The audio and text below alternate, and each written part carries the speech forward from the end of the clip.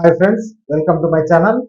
ఎన్నో రోజులుగా 8వ వేతన సంఘం ద్వారా జీతాలు పెన్షన్ల పెంపు కోసం ఆసక్తిగా ఎదురుచూస్తున్న ఉద్యోగులు అలాగే పెన్షనర్ల సహనం ఇప్పుడు నశిస్తోంది.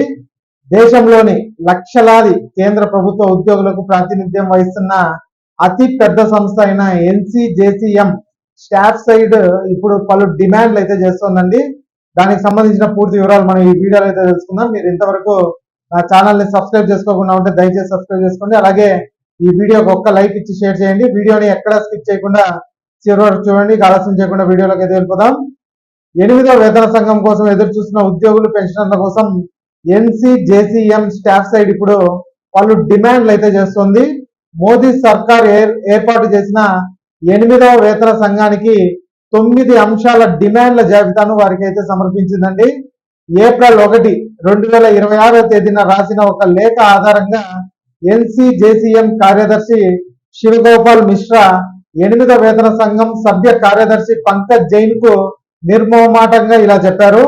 పే కమిషన్ జారీ చేసిన 18 ప్రశ్నలను సవరించాల్సిన అవసరం ఉందని ఆయన అభిప్రాయపడ్డారు.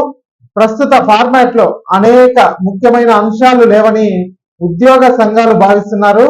అయితే ఎన్సీజేసీఎం ఉద్యోగ సంఘం పే కమిషన్ ముందుంచిన ప్రముఖ డిమాండ్స్ ఇప్పుడు మనం కొన్ని తెలుసుకుందామండి.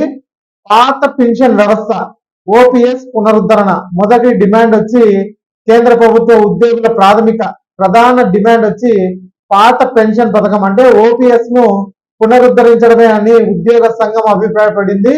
ఎన్పిఎస్ నేషనల్ పెన్షన్ స్కీమ్ అలాగే ఇటీవల ప్రకటించిన యూపీఎస్ యూనిఫైడ్ పెన్షన్ స్కీమ్ పట్ల ఉద్యోగులు సంతృప్తిగా లేరని వారు స్పష్టం చేశారు.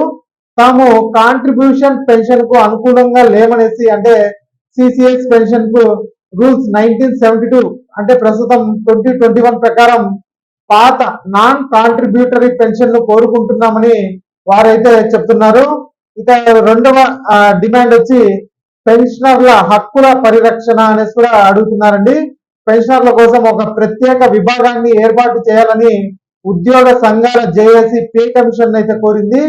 ఇందులో కమిటెడ్ విలువ పునరుద్ధరణ పదవీ విరమణ చేసిన తర్వాత ప్రయోజనాలు పెన్షన్ పెంపులో సమానత్వం వంటి అంశాలు కూడా ఉండాల్సి ఉంటుంది అని కూడా వాళ్ళైతే కోరుకుంటున్నారు. ఇక మూడవ ప్రధాన డిమాండ్ వచ్చి మహిళా ఉద్యోగులకు ప్రత్యేక నిబంధనలు కూడా చేయాలనేసి చెప్తున్నారు. పని ప్రదేశ భద్రత, ఋతుస్రావ సెలవులు అలాగే ప్రసూతి ప్రయోజనాలు, శిశు సంరక్షణ సెలవులు, పని ప్రదేశంలో సమానత్వం వంటి సున్నితమైన సమస్యలను కవర్ చేస్తూ మహిళా ఉద్యోగుల కోసం ఒక ప్రత్యేక విభాగాన్ని కూడా ఏర్పాటు చేసే విధంగా చర్యలు తీసుకోవాలని వేతన సంఘాన్ని మొదటిసారిగా కోరారు. ఇక నాలుగవది వచ్చి విభాగాల్లో సమస్యల పరిష్కారం కోరుతున్నారండి. కేంద్ర ప్రభుత్వంలోని ప్రతి విభాగంలో స్వతహాగా అనేక సవాళ్లు అయితే ఉన్నాయి. ప్రతి విభాగం పనితీరు విధంగా ఉంటుందనేసి అంటే రకరకాలుగా ఉంటుంది కాబట్టి విభాగాల వారి సమస్యలను పరిష్కరించడానికి కమిషన్ ప్రత్యేక నిబంధనలను రూపొందించాలని ఎన్సీజేసీఎం అయితే వాదిస్తోంది. ఇక ఐదవ డిమాండ్ వచ్చి గడువు పొడిగింపు అనేసి కూడా చెప్తున్నారు.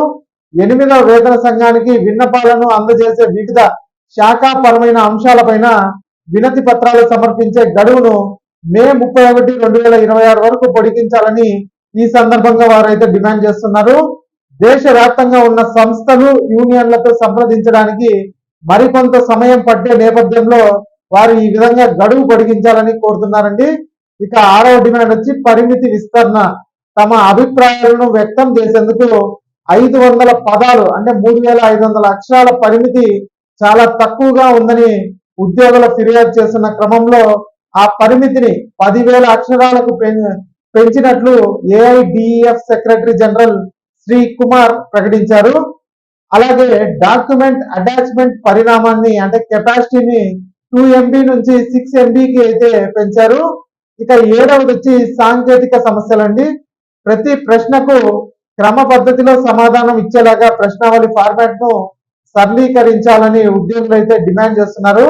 సాంకేతిక ఇబ్బందుల కారణంగా దీన్ని విస్మరించకుండా ఉండేలాగా ఆన్లైన్ లో సమర్పణతో పాటు ఈమెయిల్, హార్డ్ కాపీ ద్వారా కూడా వినతి పత్రాలను స్వీకరించాలని వారైతే అభ్యర్థిస్తున్నారండి.